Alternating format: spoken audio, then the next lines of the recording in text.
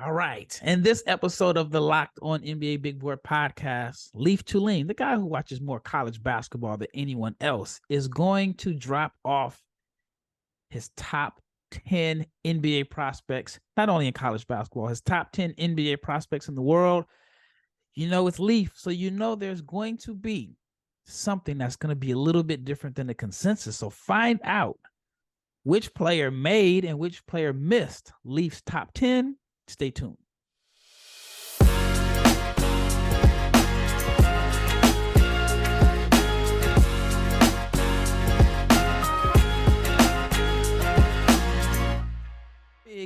Big shout out to each and every person that has made the Locked On NBA Big Board podcast your first listen of the day.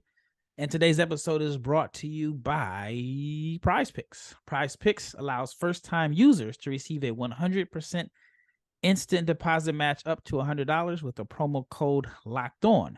That is prizepicks.com, promo code Locked On. I'm your host, Rafael Barlowe, the director of scouting for NBA Big Board and the founder of NBA Draft Junkies, which is making a comeback very, very soon.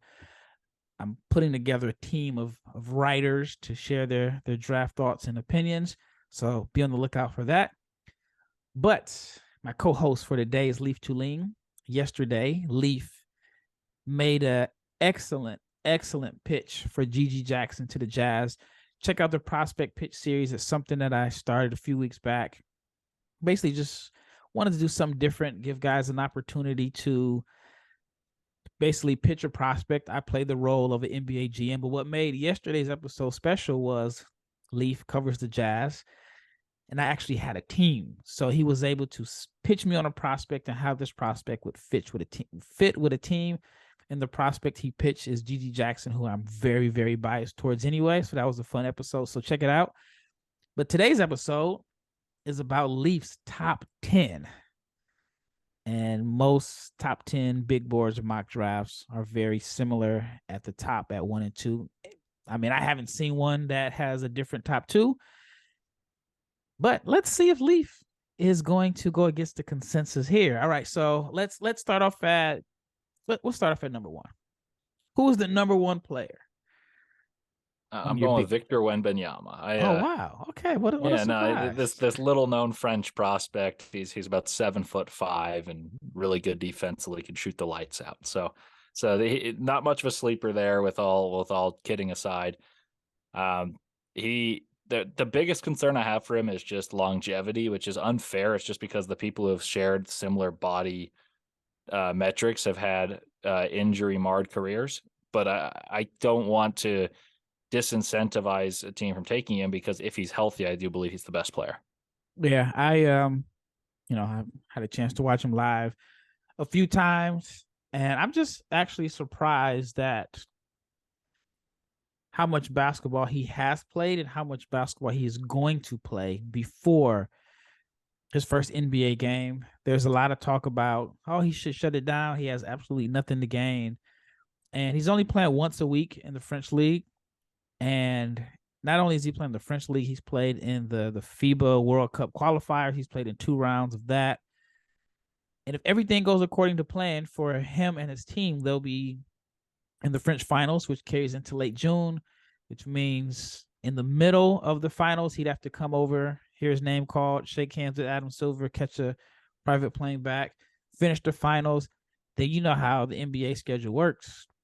7 to 10 days after the NBA draft, there's Summer League, which I can't imagine him playing a lot of time in Summer League.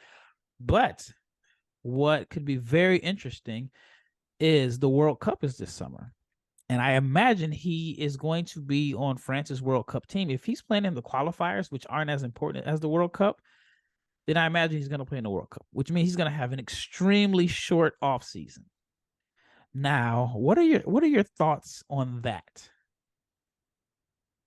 From a team's perspective, I don't love that he's getting play that's not for my team, and I'd be concerned. However, you've seen individual players really benefit from the experience of being the man in those. For instance, the Jazz's Lauri Markkanen played for Finland, gained a new level of confidence by being the man, took it into the season. It's a candidate for the most improved player of the year and is a a first-time All-Star. I think there's a concern for the excess wear and tear on a person's body who's so uniquely constructed. Like the most similar physical comparison to Victor Wembanyama is Ralph Sampson. Ralph Sampson had played 4 years of college, and he was a 3-time All-American, National Player of the Year type of player.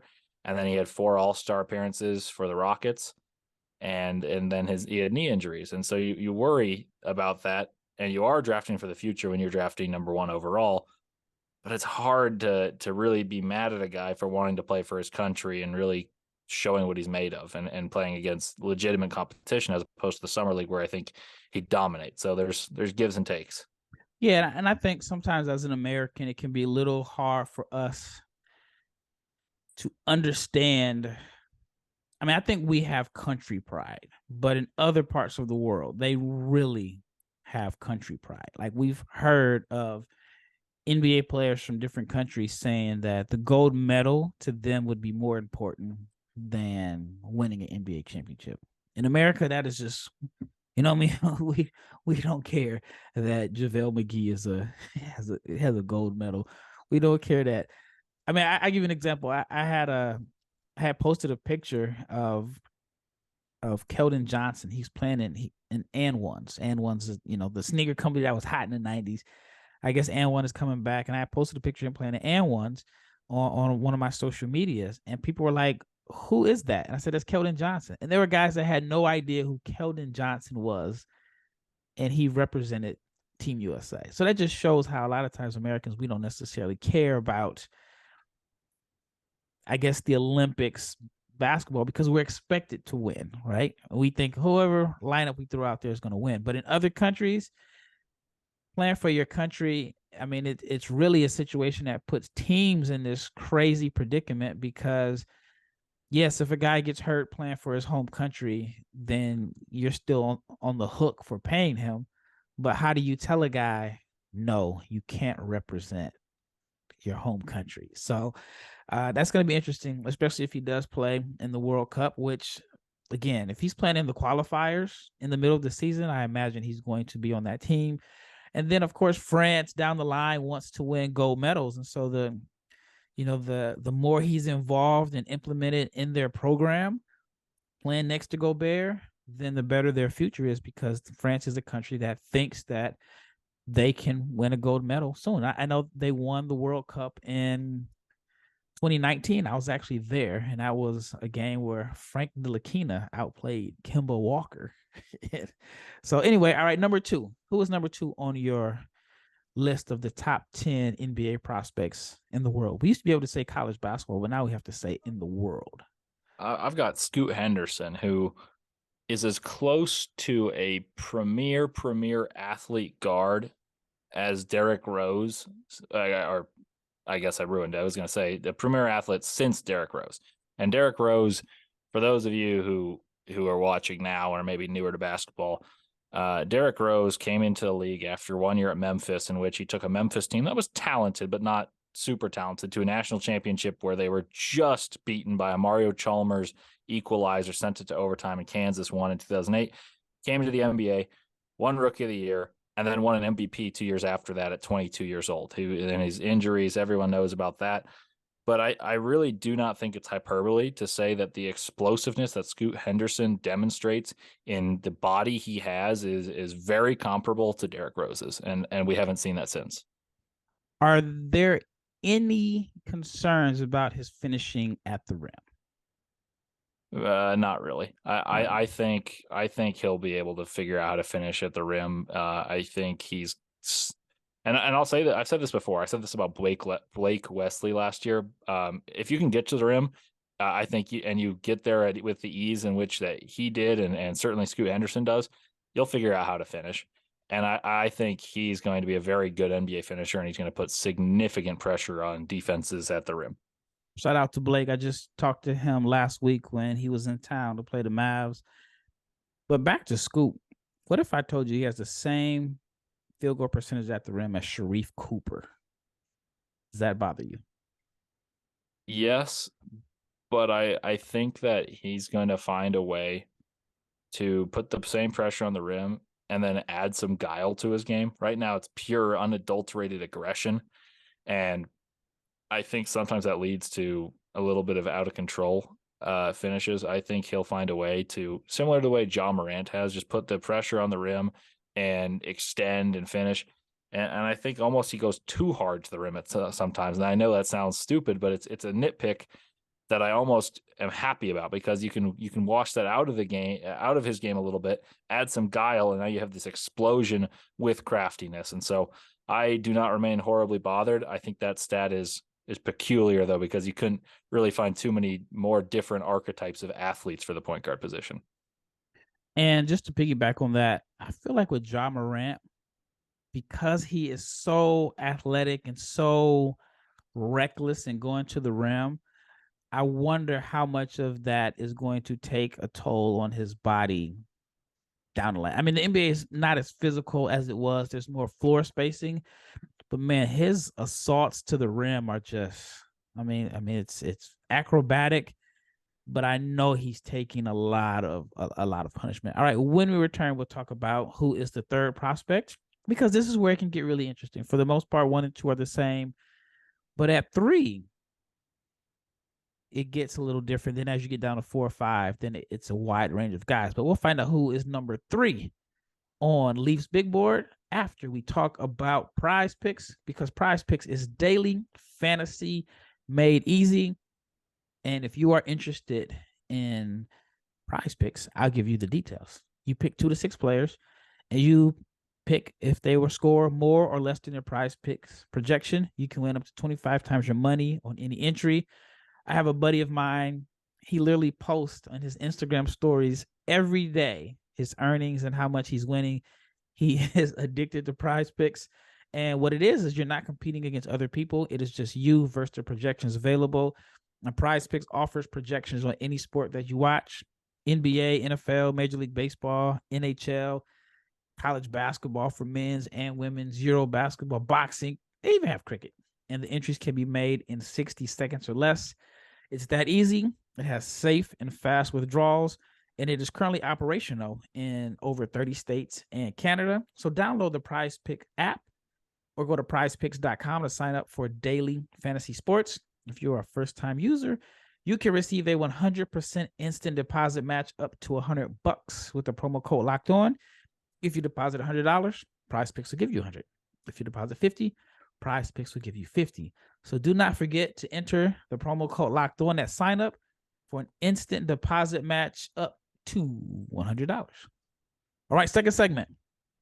Leaf had Victor Wembanyama number 1, Scoot Henderson number 2. No surprise. Number 3.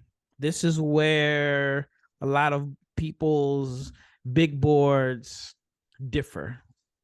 I have Brandon Miller at number 3 on mine, which doesn't matter because this is your big board. So who's number 3 on your list? I've got Amen Thompson. This is the most difficult evaluation for me is he and Ausar Thompson, because I just don't know what to make of the competition they're facing. But what I can see with my eyes, despite competition, is elite athleticism on the part of Amen Thompson that translates to any level. He's a just about 1% athlete, even at the NBA level. Puts relentless pressure on the rim, and you see a knack for passing. And even if it's against inferior athletes or inferior competition, you can see the way he's geared. The fact that when he gets to the paint, he wants to pass. He wants to make players better. Defensively, I think he can be a terror. And we just spoke about G.G. Jackson the other day in an episode that was released. And I talked about traits a lot. And I think he's a guy with supreme traits. And if you're banking on a guy that can alter the trajectory of your franchise, I think Amen Thompson, has those traits that can make your franchise really, really improve and be a stalwart in whatever conference you're in as a contender for years and years to come. Like Ja Morant is someone who's often tossed around for Ausar Thompson or Amen Thompson. Mm-hmm. They often say like, oh, he's a 6'7" Ja. And I don't know if that's necessarily true, but think of the parallels. Ja has made the Grizzlies extremely relevant, extremely quickly. They play hard. He puts relentless pressure on the rim. Amen Thompson's going to be a far better defender than Ja. I think that despite his shooting lack of prowess, he'll be competent down the road in his career. And he's going to put relentless pressure on the rim, relentless ball pressure as a defender. And I really do buy the creation for others as well as himself just by getting to the nail and creating. All right, so I'm going to ask you this question for the remainder of the prospects. If Amen Thompson maximizes his potential, what is he? In terms of accolades? Yeah, like what type of player is he? Is he a franchise guy? Is he a 20 and 10 and 5 guy? What do you think he is if he absolutely maximizes everything? I think he's a perennial all-star that can contend for all NBA nominations, and a guy that I think could be in the running for defensive player of the year type of stuff. Okay. I really think, and while that's very high praise, and I'm not sure that's the case, but if he absolutely maximizes, which was the question, I think he's capable of doing that. Okay. If he doesn't maximize, what would be the reason that, I mean, of course, you can't predict what happens off the court. I mean, you give guys millions of dollars at a young age. It's common for some guys to relax a little bit. But if he doesn't maximize his potential, what would be the thing that you believe is what holds him back? I think shooting's the easiest thing to point out. I would say I don't think he'll ever be a great shooter, but I think he can become competent. I would say the biggest one that would concern me is if he's not a good pick and roll point guard, and he's good at creating advantages off rips and using bursts and speed, but he doesn't have the guile, the change of pace that good pick and roll point guards have in an era that's really pick and roll dependent, and larger wings are starting to equally share ball handling opportunities. Then he becomes off ball too often. And so I would say if he's not a good pick and roll point guard, and by good I mean very good pick and roll point guard, and he has other players on his team that are good with the ball, then he gets put on to being a 2 at times, and I think that's where the deficiencies show. Okay. All right, number 4. Number 4 has been my number 4 since July, Brandon Miller. I tried to pitch him to a couple people back in July, and I used a comparison of Paul George that my friend Tony Jones mentioned to me immediately. And I said, I'm not sure he's the athlete Paul George is, but he's got the basketball ability. When the ball's in his hands, he's got the same moves and demeanor. He's able to take those shots. He's a tough shot taker, and he's a tough shot maker. And you and I had a discussion back in July when I was trying to sell him to you, and you brought up a very valid question. It's like, he takes a lot of tough contested shots. Like, does that concern you? And I said, not really, because he can make them. And he's got this unmitigated confidence that he's going to be able to hit these shots. And you've seen him develop more of a handle, improve defensively, really be a good rebounder, show that he's a better athlete than I anticipated. Still not of the level of prime Paul George. Like, Indiana Paul George was a phenomenal athlete, Yep. But he's able to create space, both going to the rim and shooting jump shots, great catch and shoot shooter. And he's shooting the lights out. I think that the fact that he's really spearheading probably the best team in the nation also really encourages me, because he's shown ability to be unselfish and impact the game just with his presence and not force things. And then he's able to take these shots that we both deem, I don't know, should he take that? And then they go in, and you're like, okay, yeah. And that was something we both agreed about with Paolo Banchero. Is like, does he take the best shots from a textbook? No, but does he take the good shots that are good shots for him? Yes, because he can make them. And that's how I feel about Brandon Miller.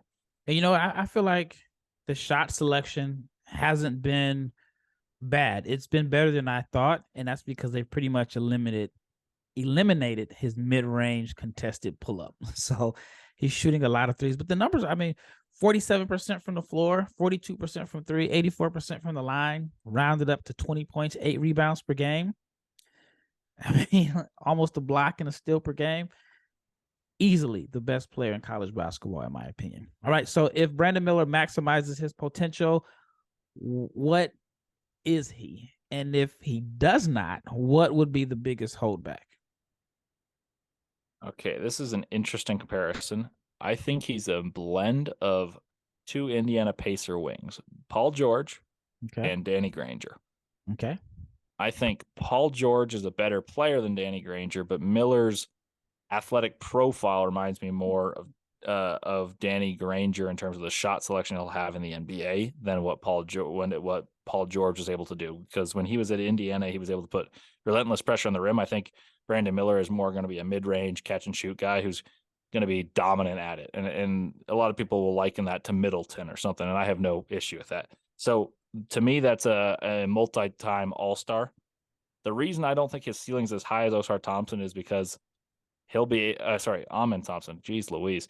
Amen Thompson to me is a guy who can put that pressure on the rim, score for himself and others. I don't think Miller's ever going to be able to create for others, nor be quite the defender that Amen Thompson is. So that's why I have him 3. But the margin between 3 and 4, despite being a full number different, is very, very thin. And Rafael can attest. I've had Brandon Miller 4 the entire process. So I think that he's improved, but I just haven't moved him up that slot because I remain steadfast in my belief that Amen Thompson's going to be an immediate contributor and really have a high ceiling.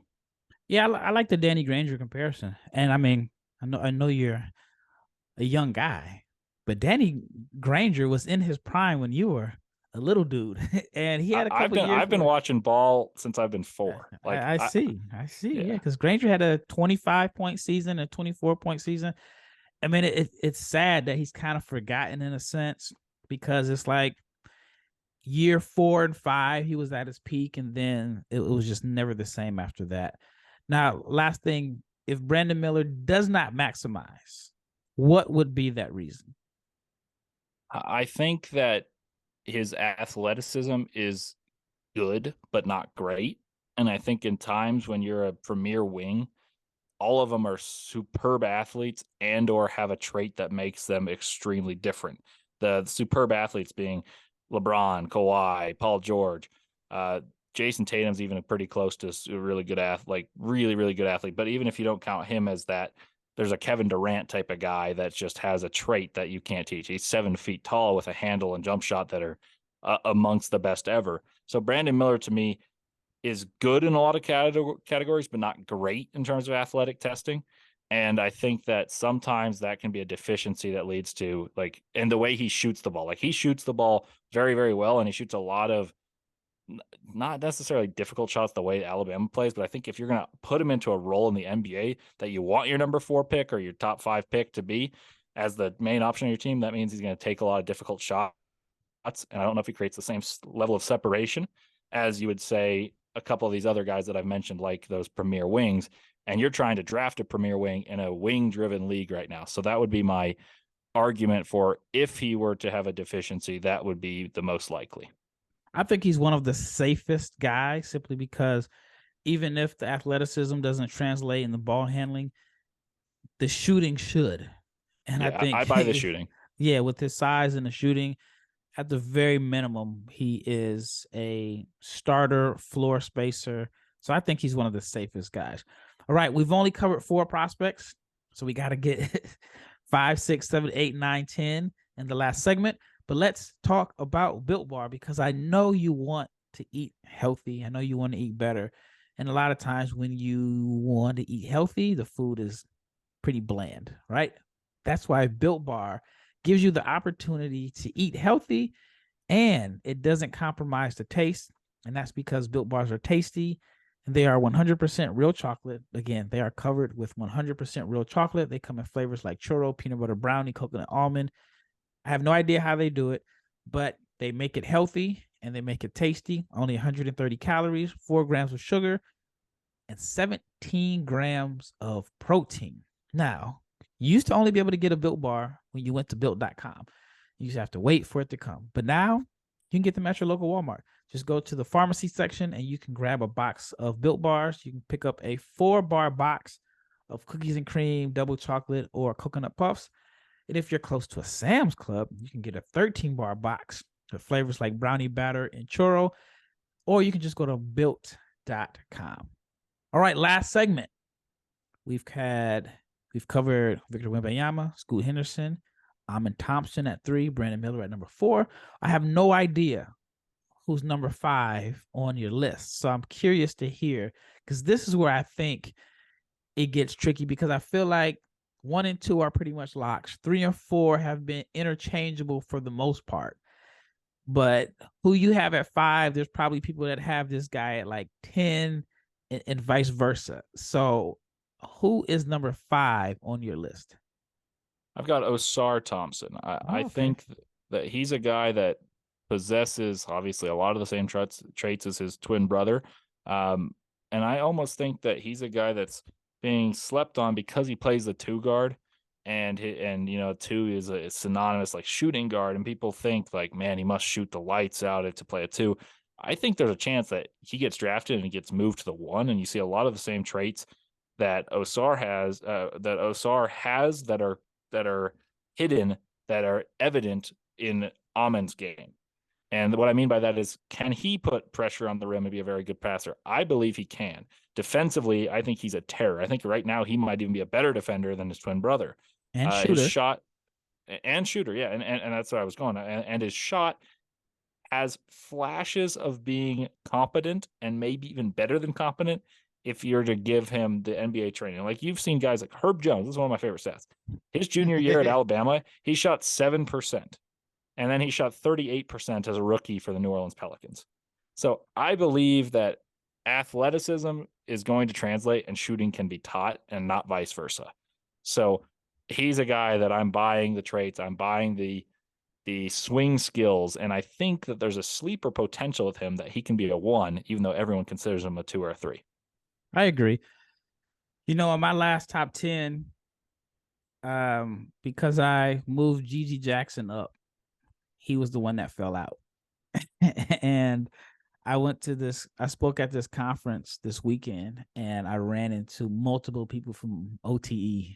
And so actually we're in talks about having some of the higher ups in OTE come on the podcast and basically just give people a different view of OTE. I mean, I think there's a lot of misconceptions out there about OTE, and especially with the age and the competition. But anyway, yeah, I mean, I don't have the 2 of their top guys. I have Amen at number 4, but I have Ausar at number 11. And my personal concern is if he goes to a situation similar to like Denny Avdia, where he goes to a team and they have 2 other guys that are like ball handlers and the team just sticks him in the corner, then you're not maximizing his skill set. And so I think fit is going to be really important for him. I mean, that's not saying much because fit is important for everybody. But my fear is he goes to, I don't know, let's say he goes to Orlando, right?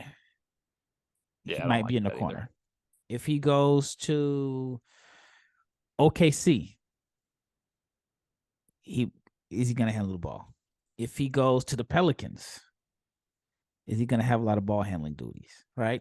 If he goes to Portland, is he going to have ball? So fit is going to be important. All right. So number 6, who is number 6 on your list?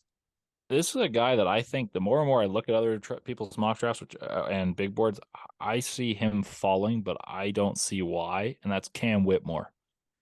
Cam Whitmore, to me, is a prototype for what you want in today's NBA. A hyper athletic wing with the ability to shoot the ball both off the catch and off the bounce. His main deficiencies for me is he like premeditates. If he's going right, he's going to shoot a layup. If he goes left, he's shooting a jump shot. And I think that's very fixable. And I also think playing at Villanova right now may hurt his draft stock, but help him in the long run because he's learning the way to play the game. Like a lot of Villanova players with inferior athleticism have made long careers based off fundamentals. Cam Whitmore is a phenomenal athlete. They said that he laps when they run 5 up and backs. And so basically 10 lengths of the court, he finishes his 10th by the time everyone else finishes their 9th. And I think that if you visualize that, and if everyone's played basketball listening or any sport, when you run those are exhausting. The fact that as a freshman, you're lapping your teammates and you can see that athleticism pop off the screen. Like he goes up to the lane with ferocity and he's got this shooting touch that I really do buy, even though he shoots a couple difficult ones. I think it's because he can make them. I think he can be taught, hey, what's a good shot? What's a bad shot for you? And he's also got the ability to create a lot of things that I don't think many people have the physical traits to do. Yeah, I think he'll look better in NBA spacing. My concern is he has a significant amount of games under double figures. I know at one point, 10 of his 21 games, he scored less than 10 points. Now, he has two back-to-back games of over double figures, 11 points, 17 points. But before that, 7 points, 9 points. Then it was a 17-point game, 12-point game. Then he had 2 games under 10. Then he'll score 21. Then he'll score 5. So I would like to see him be a little bit more consistent. But I get it, man. I think with NBA spacing and with his strength, he's going to be able to put a lot of pressure on the rim. All right, number 7. Number 7 for me is Keyonte George, the more I watch him, the more I think a comparison I threw out because of being unprepared. I did a podcast with Sam, and he asked me for a comp, and I wasn't ready. And I was like, man, who does he remind me of? Jamal Murray. And the more I think about that, I think their body types are similar. Their shooting touch and their functional athleticism. None of them are going to be popping out of the gym saying, wow, did you see that guy's 48-inch vertical? That's not Keyonte George. That's not Jamal Murray. But are they going to go to the rim and dunk? Yes. Are they going to be very good free throw shooters, guys who can shoot off the catch, off the bounce, run, pick and roll, and be a threat to score, as well as being okay, maybe even to above average facilitator down the road? I believe so. So I really do think that people are enamored by athleticism, and I am, but you got to watch the skill and functionality of athleticism. And I think Keyonte George is a guy who really exemplifies the nice combination of both. I got another comparison. I see some of his game as far as just how when he shoots it, every shot looks like it's going in. It's not the case. I mean, he's under 40% from the floor, which is mind-boggling because his shot looks as pure as pure can be. But I see some similarities to Devin Booker. Devin Booker is not like a phenomenal athlete. Devin Booker is probably a better shooter, and he had a smaller role at Kentucky, but Booker can come off screens. Booker can play in pick and rolls, and that's just my opinion. I think he has a little bit of Devin Booker in his game. All right, where we at? Number 8? 8, yep. 8 for me is GG Jackson, and I just really buy. Long story short, as many of you would have heard me from yesterday, GG Jackson is a guy who has all the traits up the wazoo. He's got an immense usage rate at South Carolina, and some of those efficiency numbers aren't great, but the chances created are very impressive to me. He's someone that I can't unsee what he's able to create without much help. And I think if he goes into the right system, he's got a chance to be a long-time all-star player with unbelievable athletic ability with shot making to boot. Yeah, I'm high on GG. And on my list, I also had him at number 8. You talked about GG at length in a whole 35-minute episode. So check it out. Prospect Pitch. Leif talks about GG Jackson. All right, number 9. Number 9 for me is Jarace Walker. I just love what he does for a winning team. And I imagine if he were on a team that needed him to score more, that he can because of the way he's able to score efficiently and aptly. And what I mean by that is he doesn't force anything, and he does it for the betterment of the team. So I think immediately in an NBA role, he'll be able to carry the same role he carries on a very good Houston team as a secondary option to score, a very good defender, a very good rebounder, and someone that's got a budding emergence in the passing game. He's able to pass and create for others in a way that very few freshmen are, especially on very good teams. And I just think he's a holistically well-rounded player. All right. So this is where it gets interesting. So I did my top 10, and my top 10 was Victor Wembanyama, Scoot Henderson, Brandon Miller, Amin Thompson, Keyonte George. I actually had Keyonte George at number 4. I had Jarace Walker 6. I had Nick Smith 7, GG Jackson 8, Cam Whitmore 9, and I had Anthony Black number 10. So right now, ours are very similar, except you have Ausar Thompson. I don't. So now, who is the person that cracks your top 10? And then we'll talk about the biggest omission out of your top 10. I have a Arkansas Razorback, not both, but I've got Anthony Black. Okay.